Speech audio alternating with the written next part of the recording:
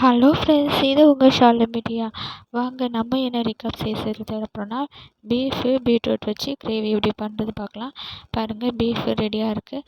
அப்புறம் தக்காளி, வெங்காயம், பீட்ரூட்டு, பச்சை மிளகா, கருவேப்பிலை இதெல்லாம் ரெடியாக கட் பண்ணி வச்சுருக்கோம். பீஃப் வந்து கழுவி மிளகாத்தூள்லாம் உப்பு போட்டு நாங்கள் வெயிலில் காய வச்சு வச்சுருக்கோம். முதல்ல ஸ்டவ் ஆன் பண்ணிக்கோங்க, எண்ணெய் ஊற்றிக்கோங்க.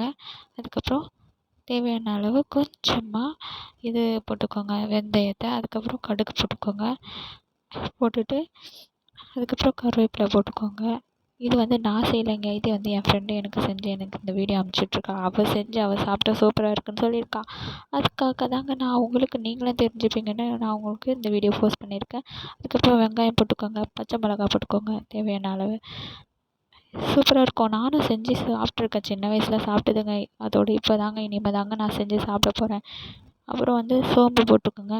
அப்புறம் ஜீரகம் 1 ஸ்பூன் போட்டுக்கோங்க. சூப்பராக இருக்கும், செம்மையாக இருக்குது பாருங்கள். இந்த வீடியோ உங்களுக்கு பிடிச்சிருக்கோன்னு நினைக்கிறேன். லைக் பண்ணுங்கள், ஷேர் பண்ணுங்கள், சப்ஸ்கிரைப் பண்ணுங்கள், கமெண்ட் பண்ணுங்கள். அப்போ தான் நான் போஸ்ட் பண்ணுற வீடியோ உங்களுக்கு வந்து சேரும். அவ்வளோதான் ஃப்ரெண்ட்ஸ். அதுக்கப்புறம் தேவையான அளவு கொஞ்சமாக உப்பு போட்டுக்கோங்க. போட்டுட்டு அதுக்கப்புறம் பீட்ரூட்டை ஆட் பண்ணிக்கோங்க.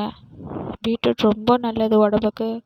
பீஃபு சாப்பிடாதவங்களும் இந்த பீஃபு இதுமாரி செஞ்சு பாருங்கள், வேறு லெவலில் டேஸ்ட்டாக இருக்குங்க. அதுக்கப்புறம் தக்காளி ஆட் பண்ணிக்கோங்க, மிளகாத்தூளும் ஆட் பண்ணிக்கோங்க. அவ்வளோதான். கொஞ்சமாக தண்ணி 1 டம்ளர் அளவு ஊற்றிக்கிட்டு தேங்காவை நல்லா நைஸாக அரைச்சிட்டு அதில் ஆட் பண்ணிக்கோங்க.